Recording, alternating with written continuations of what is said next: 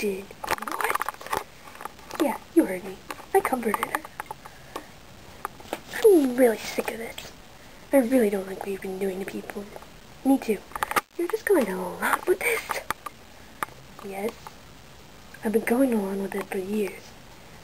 So, Cecile, I'd recommend finding yourself some new friends.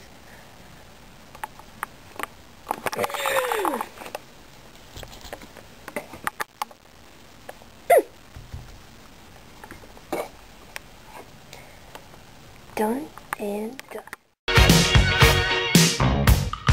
I hate this. Can't believe they turned on our backs. Well, don't even just.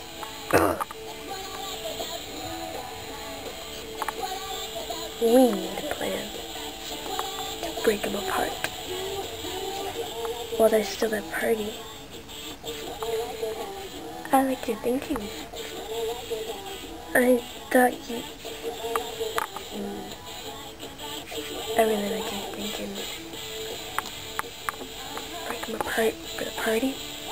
Probably gonna have or they're gonna be having annual sleepovers now. So it's